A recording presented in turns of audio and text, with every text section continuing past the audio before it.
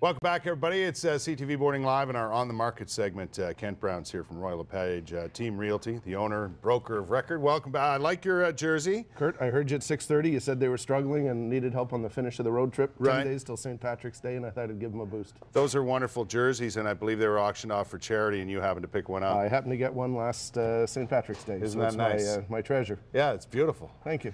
Listen, last time you were here, we had an excellent discussion on choosing an agent and some of the things that people should be prepared for when it comes to purchasing or selling a home.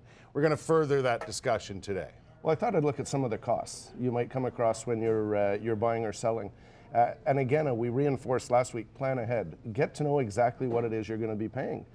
Sellers, they're coming into the market, don't fall for gimmicks. I'll buy your house in 30 days, or I'll buy it myself if it doesn't sell. You don't want to go for that. Do your homework, find out what an agent provides, find out exactly what the services they're going to give you. Right. Find out their track record and plan ahead and work that cost into your price. Kent, is it more a matter of cost that you just don't know about rather than calling them hidden costs? Do you know what I mean? There's some things you just are unaware of when you go into, especially the first time. Well, for the sellers, you'll be given a commission up front. It's more important what services are not going to be provided. There are some agents that will charge you almost nothing and do nothing, not even come to your home. There are some that will give you the complete and full package. Find out what you get for your money. For buyers, yes, I think there are some hidden costs.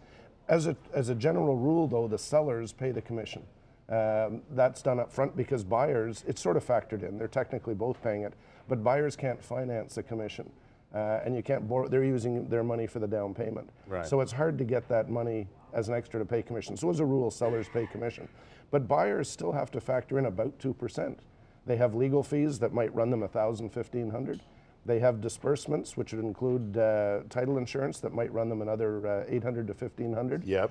They've got disbursement or adjustments at the end. They may have to pay for an oil tank. Right. $1,000 to Aren't there fill it. registration costs and all that sort of thing? About 2%. And a big one, Kurt, you have to pay land transfer tax, which is it's a federal tax, about 1%. That's the one that got me, and it's one that I remember paying the first time around, but the second time around, I didn't really realize that was coming up, and the next thing you know, and I said there's federal, a big it might cost. be provincial, but Toronto's added another one in, but you pay about 1%. So if you're paying buying a $400,000 home, there's a $4,000 fee that is stuck in there as well. Right. So when you factor in your costs, you've really got to be prepared. How do I find out about these things, Kent? Is it up to, do you verse your agents in talking to their clients, be they buyers or sellers, about the costs they're going to incur? Because there's nothing worse than getting that big 1% surprise down the road. If they get a surprise, the agent hasn't done their job. I like to think that when you meet with an agent, they give you the bottom line. So as a buyer, you would work with a buyer under a buyer agency agreement. Say, what am I looking at here? Now, they will refer you to a lawyer who's Right. got a much more detailed list, but an agent should be able to say, look at 2 to 3%. Moving, drapes, appliances, things you need, a handyman. You've put all Right. your money into the down payment. Oftentimes people have lawyers for different things, not necessarily real estate lawyers. Do agents have a list and make recommendations when it comes to that? Any agent should be giving you a list of 3 to 5 people. They all have their favorites, but if I refer you to one guy and the deal goes bad, that looks bad on me. Right. We'd like to give you a list. We'd like to see, and there are lawyers who specialize in real estate or family law. That's or what they do, litigation. yeah. Go get a good lawyer, and again, plan ahead with your lawyer. Ask for referrals. Ask friends who did you use. Meet a lawyer. You want to be comfortable. Yeah. You can also put into your agreement of purchase and sale that once you've bought, it's conditional upon your lawyer approving the agreement.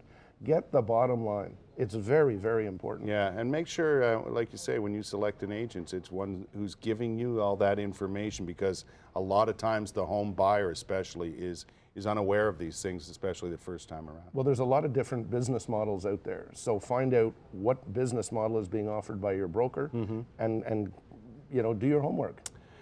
Lots of information for you, but the best thing to do is call Kent and his team at Royal LePage Team Realty and get the information you need, and give yourself plenty of time to make those decisions before you enter into any sort of agreement to buy a home, right? Well, you can go to rlpottawa.ca as well. We're representing 3 Royal LePage in Ottawa. There's Team, Gale, and Performance, 3 great firms.